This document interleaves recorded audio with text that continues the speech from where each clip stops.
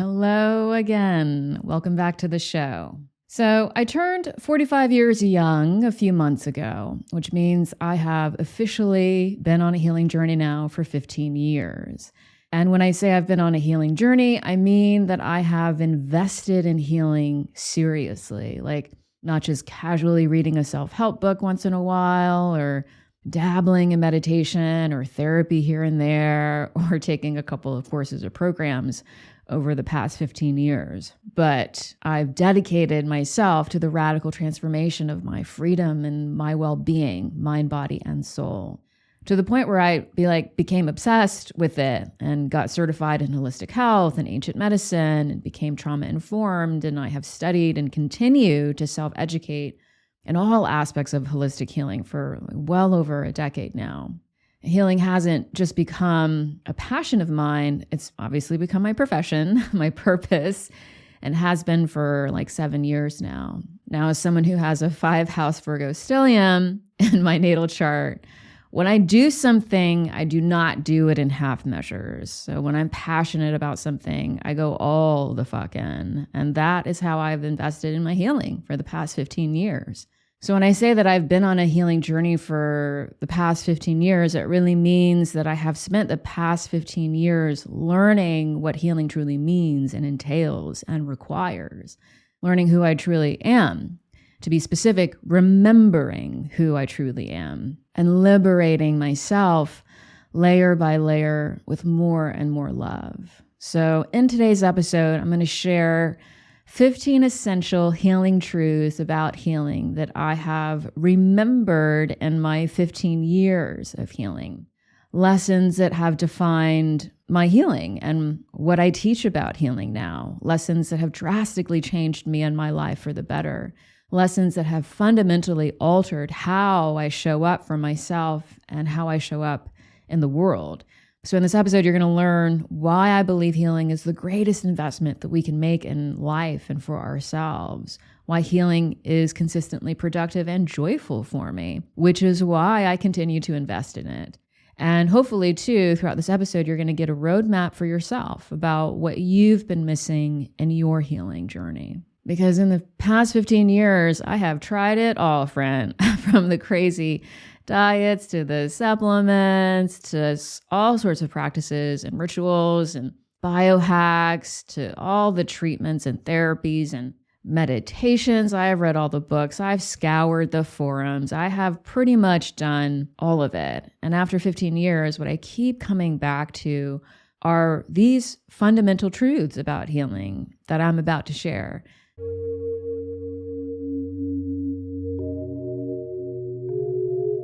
Welcome to The Simple Source, a paradigm-shifting space where self-love, healing, spirituality, and personal growth are redefined. If you've been told healing takes years, that abundance must be attracted, or that transformation requires struggle, you haven't been told the truth. I'm Linda Villines, a certified trauma-informed holistic coach, author, and spiritual guide. After healing myself from chronic conditions, complex trauma, and lack, not by following traditional frameworks, but by creating my own, I'm now teaching you to love, heal, and free yourself, mind, body, and soul, so you can reclaim your highest health, happiness, and potential with joy and ease. Each week, we go beyond surface-level self-help and into the real mechanics of transformation. If the traditional paths to healing and spirituality haven't produced the changes you want in the life you desire, you're in the right place. You were never meant to struggle or wait for what is already yours. Let's get started with today's episode. Now, I'm going to start by sharing that I began a healing journey 15 years ago because when I turned 30, my health just rapidly declined and I was dealing with a bunch of chronic conditions that made life pretty miserable. I couldn't eat anything without my digestion becoming a wreck. I couldn't sleep. I had no energy. My hormones were all over the place. My mood was consistently shit. And so when I started a healing journey 15 years ago, I thought healing was about finding the right diet, the right lifestyle routine, the right supplements, the right doctor, the right treatment plan. And so I spent years on that road, and that road cost me a lot of money, created a lot more stress, and ended up exhausting me even more. And I never actually healed because I was just managing symptoms. I wasn't engaging in authentic healing. I didn't know that at the time, but then when my late husband, who was 37 at the time, was diagnosed with stage 4 cancer with a prognosis of 2 years, that's when shit got real. And I made a vow to myself to not spend the last 2 years of his life being sick and unhappy. That was unacceptable to me. And so I became determined to understand why, after years of trying quote unquote everything, I was still dealing with chronic conditions, some of which had gotten worse, and why I hadn't healed. I knew something was missing. And that's when I turned inward. And wouldn't you know, that's when I started to heal. After years of all that surface level symptom management, when I finally looked within, that's when I found the answers about why I wasn't healing. Because A, I was chronically stressed. B, I did not love myself. And C, I was disconnected from my authentic self, from my soul, because of a lifetime of trauma. And so that is when my real healing journey began, when I stopped obsessing about my diet and workouts and what supplements I was taking, all that surface level stuff.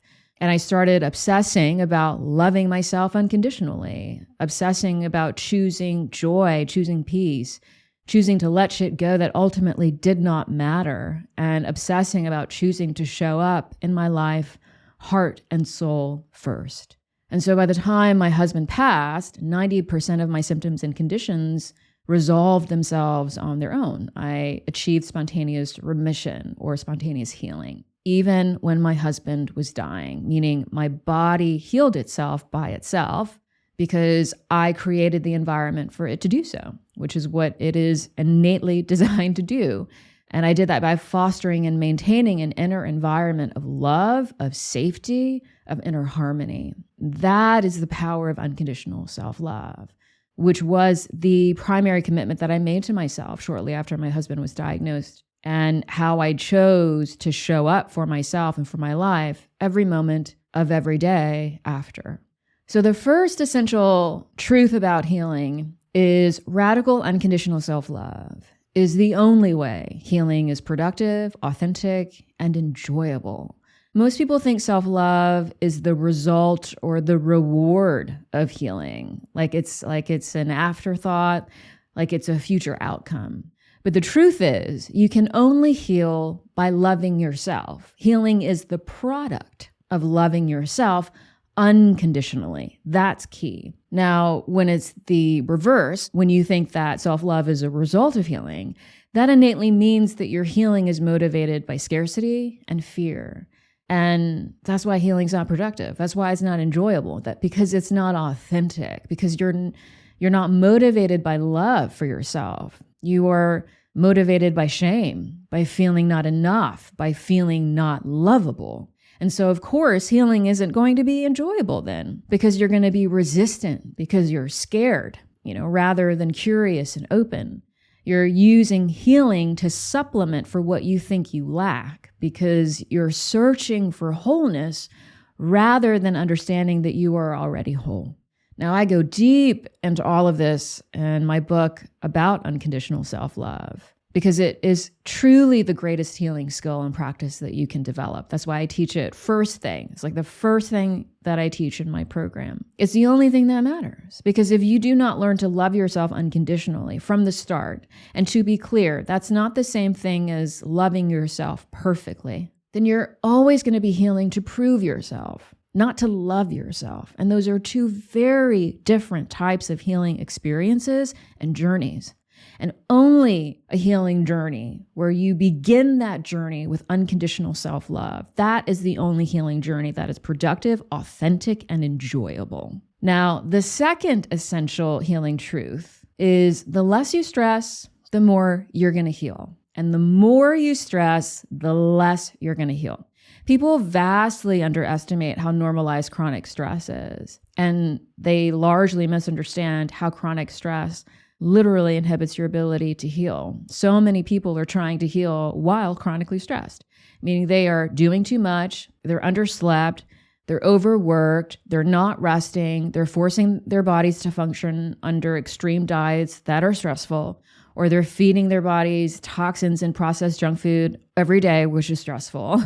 They're harboring decades of unexpressed emotions. They're taking everything personally. They're trying to please everyone around them except for themselves. I mean, the ways that people perpetuate stress in their lives, it's honestly is way too much to even try to list, because it's just, there's so many ways. It's so normalized. Even when people say they're chilling, what they're really doing is like doom scrolling on their phone, or scrolling social media, or watching some like suspenseful or cortisol raising TV show or movie that of course is going to activate stress chemicals in your brain and your body. Or people are like trying to heal and they're not actually like taking care of their bodies, and they're chronically dehydrated. I mean, chronic stress is just pervasive. It's so normalized. And people don't understand that your brain and your body don't discriminate between stresses, like physical stress, mental stress, emotional stress, relational stress. It's all the same stress to your nervous system. And so when you're operating in chronic stress mode, your physiology, your biology, your brain literally downregulate and suppress your natural self-healing capabilities, because that is how your brain and your body naturally work. When you're stressed, your body does not prioritize healing. It prioritizes survival. And that was one of the first major aha moments that I had that changed my entire healing experience, when I consciously and consistently diminished unnecessary stress in my life, physical, mental, emotional, spiritual. That's when my brain and my body finally started to heal naturally, because I had shifted out of survival mode, and then naturally they turned on healing mode. Now, this takes me to the third essential healing truth, which is that joy is as healing as love. Joy is the opposite signal of stress for your brain and your body. Like self-love, it fosters inner calm and thus inner safety, and thus it naturally optimizes your brain and your body's ability to heal itself. And yet so many people think joy is for the privileged. They think joy is a luxury. They think joy is a reward. And a lot of people mistrust joy. I did a whole episode about this, which you should listen to if you have not yet. But joy is how your authentic self expresses itself. And joy is like your natural state of coherence. And you can only heal as your authentic self. And healing is accelerated when you foster coherence. And I'm going to get to all of this later. But when I consciously stopped stressing, I also consciously started to choose joy. Yes, you can choose joy, and not in a bypassing way, but in a like genuine, in the present moment way. People often think joy is like this grand emotion, like happiness times 100 or something. But pure joy is often quiet and subtle. It's just heart-brain coherence, like I said. So choosing joy could just mean choosing to tilt your face toward the sunshine for a minute and just like basking in the warmth of that. It could be choosing to sing in the shower instead of ruminating about something trivial that annoyed you that happened early in the day that's not going to matter tomorrow morning when you wake up. Choosing joy could mean, taking the scenic route home even though it takes you 5 more minutes. And so when you normalize joy in those small moments in your daily life, instead of choosing stress, instead of perpetuating tension, just watch how your entire healing experience changes, because your brain and your body are going to begin to relax. And then that means your nervous system is going to feel safer. And that means your authentic self is going to start to shine and thrive, because it has the space to do so, because you're no longer defined by survival and struggle. Now, this takes me to the fourth essential healing truth. You can only heal as your authentic self. That means you cannot show up for your healing as your wounded self and heal. That makes no sense. It's completely illogical. And yet so many people try to heal that way, meaning they show up for their healing, defending their limiting beliefs, operating from scarcity and survival and fear, people-pleasing, self-abandoning, self-rejecting, trying to be someone they are not. I did a whole episode about this called How to Connect with Your Authentic Self that you should listen to if you haven't yet. But how can you heal authentically if you don't show up for your healing as your authentic self? You can't. People defend false identities that don't belong to them And they try to heal that way, from identities that belong to their parents, to cultural trends and bogus ideals, to their religion, to outdated versions of themselves, rooted in survival programming, rooted in trauma conditioning. And then they expect to experience authentic healing. And it just doesn't work that way. Because if you show up for healing as your wounded self, then you're just going to reinforce your wounding. That's why it's so essential to connect with your authentic self before you invest in healing. That's why I have a whole workshop about that in the first phase of my membership program.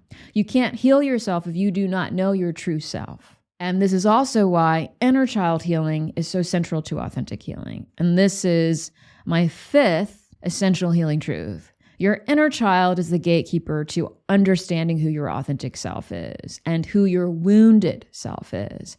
So many adults walk around in life steered by their wounded inner child. They make decisions as their wounded inner child. They choose relationships as their wounded inner child. They choose careers as their wounded inner child. And that's because your inner child is the root of your subconscious programming, where your identity was formed. And your subconscious programming and your identity shape like 95% of your reality as a human. Your key wounds, your pains, and your traumas that manifest as the problematic patterns in your life, they belong to your inner child primarily. And yet a lot of people avoid doing genuine inner child work, or they, do like surface level inner child work, like just saying affirmations to their inner child. And that's a mistake. Because you can't bypass your core programming and expect your reality that is shaped by that programming to change. You have to develop an unconditionally loving, safe, respectful, attuned, healing, and committed relationship with your inner child in order to authentically heal. Because that's a part of you that actually needs the most healing. The majority of your adult problems don't have anything to do with your adult circumstances. They are all connected to your inner child in some way. And as much as inner child healing is essential, so is outer child healing, because the programming that happened and the experiences that we had as adolescents and teenagers strongly influence our subconscious programming as well and our identities. So your outer child is your inner teenager, essentially, and they're often so overlooked in healing, and that's another mistake. So this is my sixth essential healing truth, which is you have to connect with your outer child as well as your inner child, and you have to heal them both. Because your teenage self represents your trauma responses, because that is when they solidified. That's when you kind of developed an ego, basically. And so all of your patterns of self-sabotage are rooted in your adolescent and teenage self, because that's when they developed beliefs about what you needed to do in order to survive, to be accepted and loved, and to protect your inner child. And those trauma responses and defense mechanisms and survival patterns and beliefs are not going to be fully unpacked and resolved unless you develop a healing and loving relationship with your outer child, who again is equally valuable to your healing as your inner child. Those are the parts of you that really hold the keys to your liberation as an adult. If you have a wounded inner child, then by default, you have a wounded outer child. And they are not the same energies. And so connecting with and understanding them separately and then collectively is so fundamental. It's not in any way optional. And another non-optional aspect of healing is shadow work. And I bring this up now because it's associated with your inner and outer child healing, because our shadows were largely formed during our childhood and younger years. And so this is my seventh essential healing truth. You cannot reclaim and embody your wholeness if you continue to reject and abandon parts of yourself. When you move through life with a lot of unintegrated shadow aspects, meaning you deem a lot of parts of yourself shameful, unlovable, not good enough, ugly, bad, and okay to criticize and judge and put down, then you're not only going to see all those aspects of yourself reflected in other people, because your subconscious is always going to show you what needs integration, but you're also just going to be moving through life in fragmentation, meaning not in your wholeness. And that's one of the many reasons that fostering unconditional self-love is so necessary for productive healing. So many people shame and judge parts of themselves because those parts of themselves were shamed or judged in the past, or people witnessed those aspects of humanity being shamed and judged. And so that means that the parts of you that you deny, that you shame, judge, criticize, are denied love. And when you continue to deny those parts of your self-love, you are always going to be operating in self-conflict because there's no inner harmony within you. And that means that you can't ever really truly experience inner peace when you maintain animosity towards parts of yourself. And by definition, healing is a reclamation of your wholeness. And you can't truly proclaim that you are living in your wholeness when you continue to reject and abandon parts of yourself. And reclaiming those parts of yourself is not something that you can fake. It's not something that you can force. This is why shadow work is so essential. So many people skim the surface of their healing and they think that mindset work is all they need to heal, or talk therapy is healing, or just changing their lifestyle routine is healing. But those are all just elements of healing. But that's all surface level stuff. None of that penetrates your shadow aspects, meaning the parts of you that you've denied, the aspects of yourself that you do not love. Essentially, I'm saying you don't ever really get to the root cause by treading the surface and avoiding learning to really commune and love and see and respect the parts of yourself that you deem unlovable. Those denied aspects of yourself don't just all of a sudden become integrated because you say some affirmations about loving yourself. It's just not how it works. Those aspects of yourself need to be validated. Their experiences need to be validated. Their emotions need to be validated. And their liberation cannot be faked by some affirmation and mindset changes and some mental cognitive understanding. They have to be felt and genuinely loved. And so my eighth essential healing truth is that healing can't be faked. It cannot be forced because you cannot fake or force safety in your nervous system and in your body.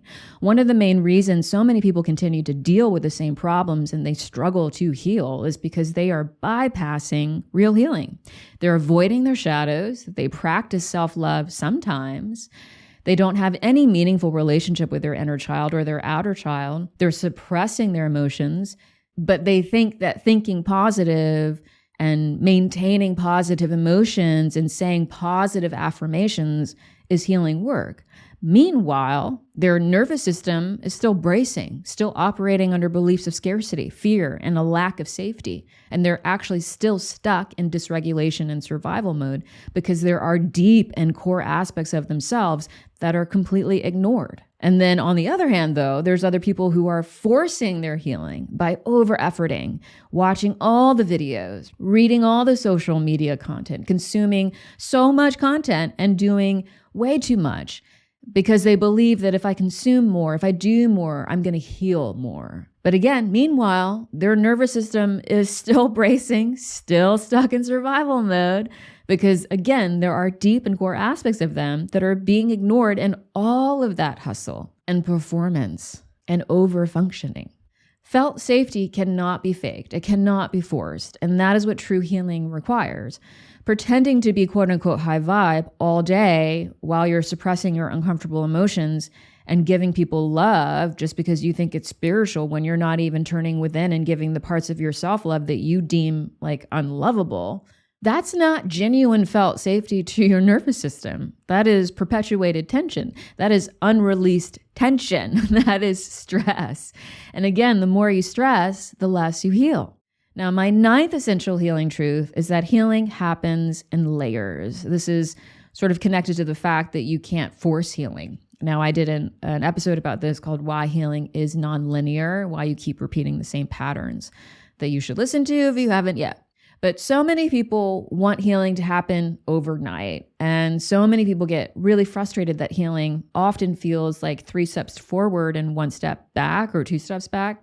But there is an innate intelligence designed to healing that many people don't understand. And it causes people to feel defeated or it causes people to overcompensate. But after 15 years of being on a healing journey, this is one of the most consistent experiences that I've had. And it's that healing happens in layers. And that's because that's just how our brains and our nervous systems heal themselves. And it's a very intelligent design. So the more integrated and resourced you are, the deeper access you gain, meaning deeper aspects of yourself can then surface to be healed. And that's why it can feel like you're stuck in repeating patterns even when you invest in healing. But what's really happening is your nervous system is pacing your healing as you become more resourced. And that means certain emotions or certain aspects of yourself are like literally withheld until your nervous system and your subconscious deem it safe for you to meet them, confront them, see them. And this is why I've designed my membership program progressively, and also why it's so effective. You don't just dive into deep inner child healing work when you begin healing. You have to foster inner safety first. You have to become self-loving. You have to become resource. You have to become integrated before you go jumping into the deep end. And that's why healing isn't enjoyable for so many people. They're not honoring the fact that healing has to happen layer by layer. And each layer is literally only unlocked by safety, coherence, stability, and self-love. But people try to force all of those layers to surface all at once, and there's resistance, right? Your nervous system is like, that's not safe. Meanwhile, you're trying to force your healing to happen overnight, and then you get frustrated that you're not healing. So now my 10th essential healing truth is that you have to heal holistically, meaning mind, body, and soul all require equal attention, because you're not just a mind, you're not just a body, and you're also not just a soul in this embodied life. Your being is comprised of all of them. And so you cannot achieve true mind, body, soul coherence, which is when your mind, your body, and your soul are operating in harmony with your highest self and your highest truths, if you just focus on mental healing, or if you just focus on physical healing, or if you just focus on spiritual healing. Many people get stuck because they only focus on changing the external physical stuff, right? Like changing your diet. And then other people get stuck because they only focus on psychological healing. But understanding yourself is not the same thing as healing yourself. So many people don't understand that. The somatic element of healing is not optional. It is key. Trauma largely lives in your body, friend. So that means you have to release that trauma from your body, and you don't achieve that by changing your mindset. And many people also neglect to connect with their soul and their highest self in their healing journey. They don't cleanse their energy. They don't optimize their energy. They don't even stretch into their spiritual selves. And so they continue to operate within limiting beliefs where they just feel limited by being human in what they only perceive in 3 dimensions. And then that means they're completely disconnected from their true selves, because we are spiritual beings having a human experience. But that doesn't diminish our humanity. And also, many people spiritually bypass and neglect to respect their humanity as well in healing. To heal, mind, body, and soul have to come into coherence. That's why I have phases for each of them in my membership program. And that's why my membership program is so comprehensive, so unique, so effective, because it covers the full spectrum of what genuine healing entails. Now, my 11th essential healing truth is that emotional health and emotional freedom are foundational. Healing is rooted in feeling. That is a fact. I've done a couple episodes about emotional health and freedom that you should listen to if you haven't yet, that go deeper into this. But you cannot authentically heal if you do not authentically feel. So many people embark on a healing journey and think that they can just think their way into transformation. But your mind doesn't heal in isolation. It is intimately and innately connected to your body. That's how your nervous system is designed. And so this is sort of like piggybacking on my previous point, but so many people ignore true emotional healing because they're emotionally ignorant, immature, they're intimidated by their emotions. And so they'll only heal so much because they're only allowing themselves to feel so much. And you can't liberate and regulate your nervous system if you continue to harbor decades of unexpressed and unprocessed emotions. Emotions aren't just going to disappear because you don't want to deal with them or you don't want to feel them. They remain in your body, in your energy field. And so, of course, they're going to continue to alter and shape your well-being. Now, my 12th essential healing truth is healing is fundamentally simple. It's the trauma-conditioned, normalized myth that healing is hard and complicated. What's true is that healing is difficult when you don't know how to heal. And then you end up trying to heal in direct opposition to how your mind and your body naturally heal themselves, which is what most people do. Healing is difficult when you ignore everything I'm laying out in this episode as essential facts. And healing is difficult when you don't love yourself. But your mind and your body know how to heal themselves. And how they heal themselves is not complicated like science. It's not a mystery. It's really straightforward. Your brain and your body need safety. They need pacing, they need coherence, and they require a specific yet very simple environment in order for their self-healing capabilities to activate and optimize. That's it. When they have that, they heal. Period. But most people don't create safety for themselves. They don't pace their healing. They don't foster coherence, and they don't create a healing environment for their brains and their bodies.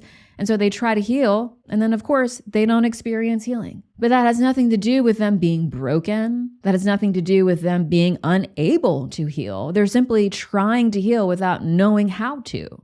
They're simply trying to heal in a way that their brains and their bodies are resisting. And again, this is why my membership program is designed the way that it is. It's not a collection of workshops and courses like every other program.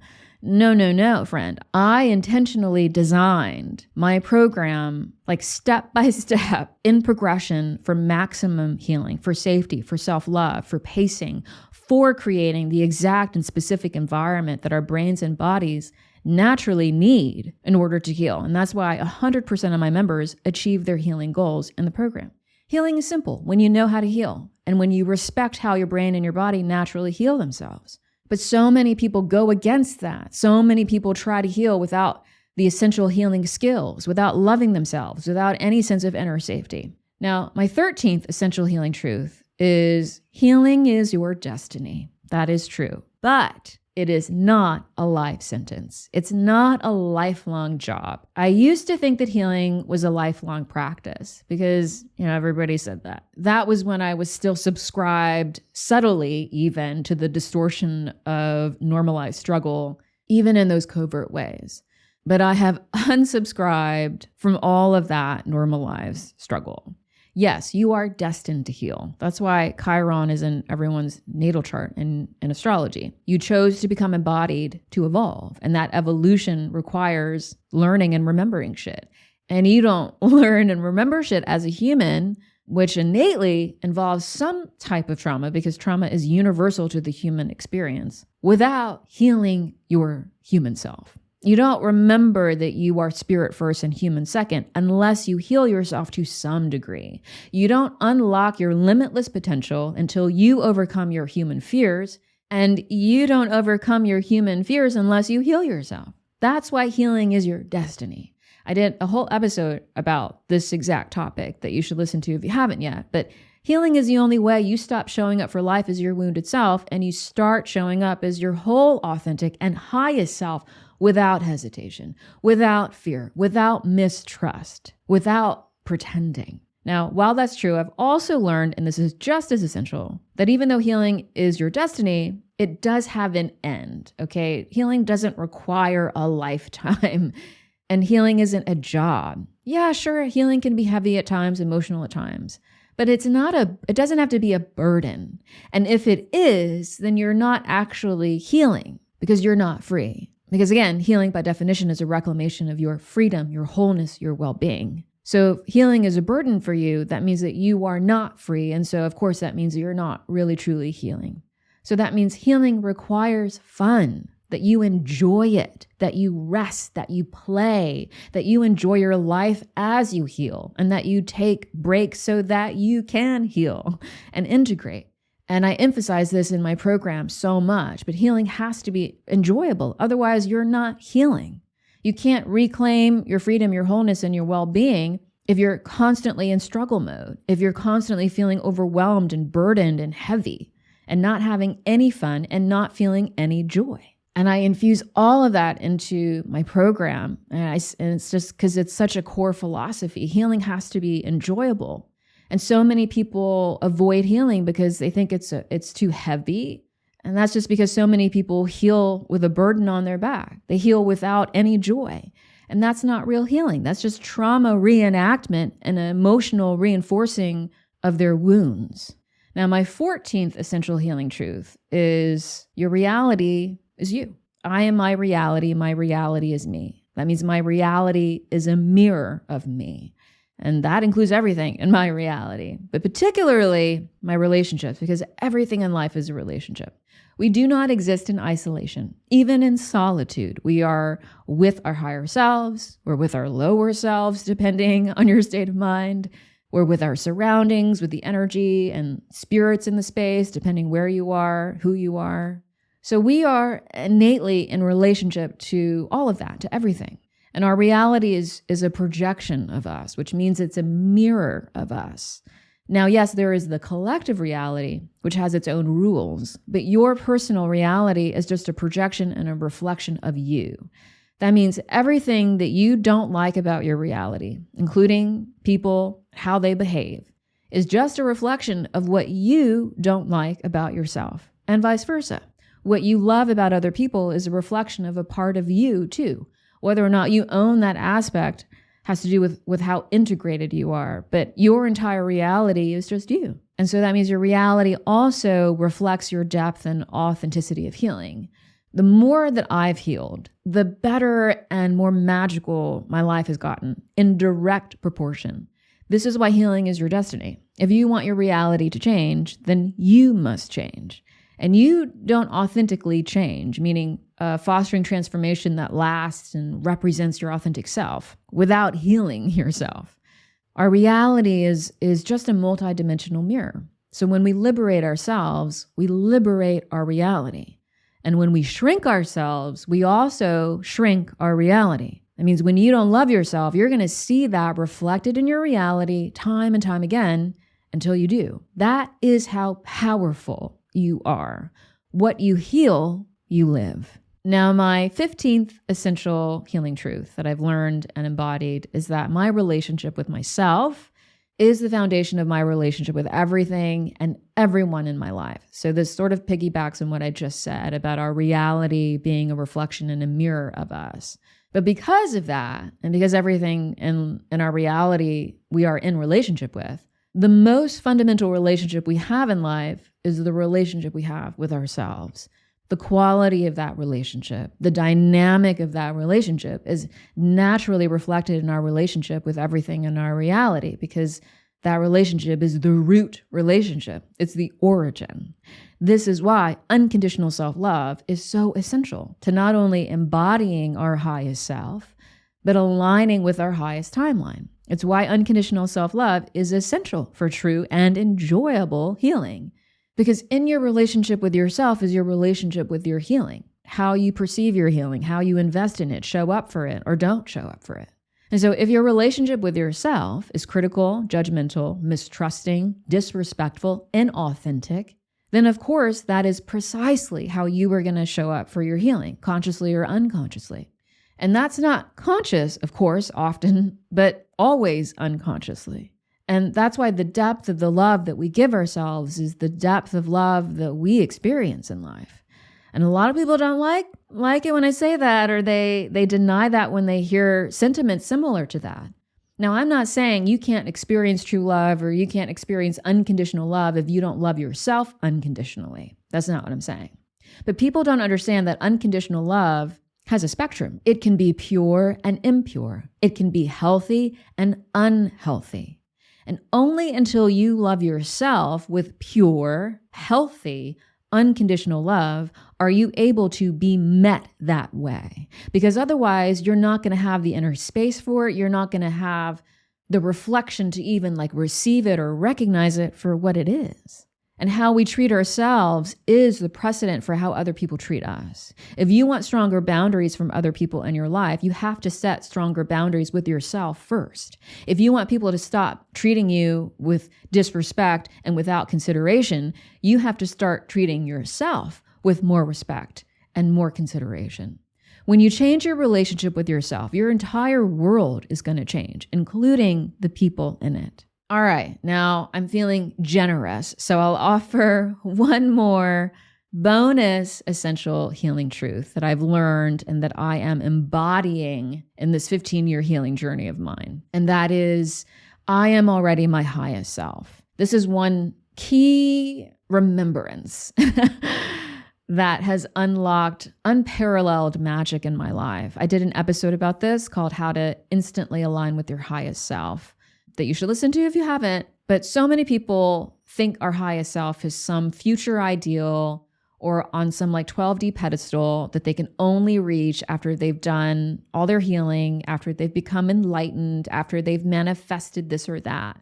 But that's all a distortion of the truth. You would not exist if you were not an extension of and a fractal of your highest self. Reality is holographic, okay? Our universe is holographic, which means every part contains the whole. So that means that even though you may not be consciously aware that you are already your highest self, or you may not feel like your whole highest self, that doesn't mean that you are distant from your highest self or that you are separate from them. So when you begin to embrace and embody the fact that you are right now your highest self, that's when healing becomes extra liberating, extra fun, and accelerates because you're living from the truth that you're already everything that you want to be. And that means that you collapse distance and space and time. And all of that, like time is just an illusion from the human perspective. You're a multidimensional being. And on another dimension, which you have access to right now, if you're tuned and you're aligned, you've already healed. You've already achieved everything you want to achieve. You already have everything you want. You are already your highest self. But knowing that and living that, they're not the same thing. Embodying your highest self now is not about pretending to be them. It is about liberating your human self so that your human mind-body vessel can align with your spiritual self. And that is a mind-body-soul coherence. It's about living in that true coherence so that your human mind doesn't question or doubt that you are, in fact, a limitless infinite being that can create universes. So many people are scared of their power, and that means so many people unconsciously continue to separate themselves from their highest self because they can't see themselves with that amount of power. But the truth is that separation, like me versus them, is an illusion of fear and a distortion of perception.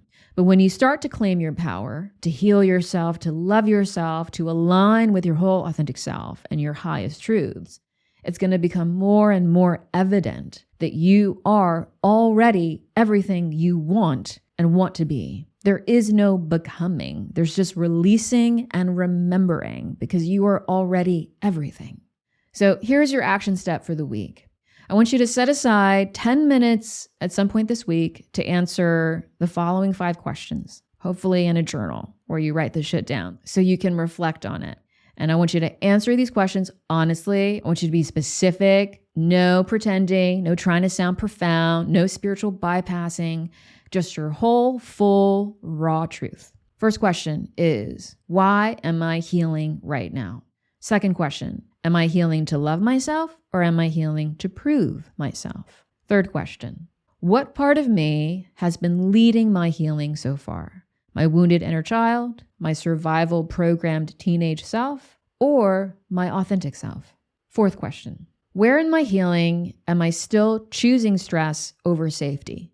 Now be specific with that answer, right? That could be emotional suppression, that could be over-efforting, perfectionism, trying to rush your healing, avoiding rest, or like constantly consuming content instead of feeling and healing.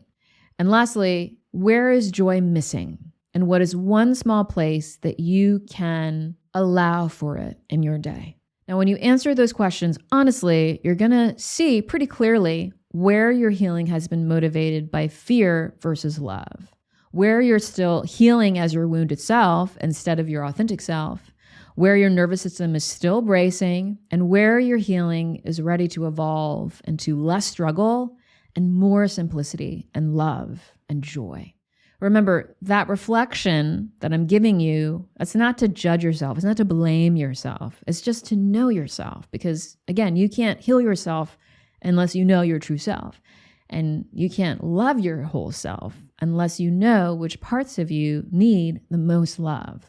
I have learned and remembered, to be specific, so much in the past 15 years in my healing. I've come to cherish my healing above most everything else in my life, to be honest, because it's been the most liberating investment, the most rewarding investment that I've made, hands down, no contest. That's why I continue to prioritize it, why I continue to commit to it. Because for me, it is joyful. And not like joy as a reward, but joy as a daily practice, joy as an emotional baseline. Because loving yourself unconditionally, liberating yourself, and aligning with your highest self and your highest timeline, that is the adventure that we all signed up for when we became embodied. None of us are here to struggle and just simply survive through life. That is a distortion. The truth is, we are here to thrive, we are here to shine, to create, to remember our magic, to use our magic, to stretch into our limitlessness, and to evolve not as our lower selves, but as our highest selves. So everything that I've shared in this episode was really me remembering from that perspective, right? Me as my highest self and my highest truths, what healing truly means and requires and entails. And the evolution happens not when we learn, because we are already everything, which means we possess all knowledge already. That evolution happens in remembering. And we don't remember how to evolve beyond our early human conditioning, beyond collective conditioning and distortion, and the illusions of separation and limitation if we don't heal. What obscures our ability to remember the truths of who and what we are. Thank you so much for being here today. I hope this episode awakened you, inspired you, and reminded you of what's possible when you love, heal, and free yourself and reclaim your highest truth and power. If this show has transformed or enlightened your self-love, growth, and healing journey, please like, save, and share this episode, and leave a positive review on Apple or Spotify. And subscribe to be reminded of new episodes. Your support is deeply appreciated and truly helps this show so much. And if today's episode resonated with you, don't stop here. Go deeper. My book, Unconditional, You Are Perfect As You Are, expands on these teachings and gives you the missing framework about self-love that no one is talking about. So get your copy today to start reading and loving yourself more. And if you're ready for the ultimate healing journey with daily instruction and guidance from me, I'd love to see you inside the Source membership, the only holistic and comprehensive step-by-step self-healing program that is proven to work. Remember, you were never meant to struggle or wait for what is already yours. It's time to claim everything you want and more. All the links are in the show notes. I'll see you next time.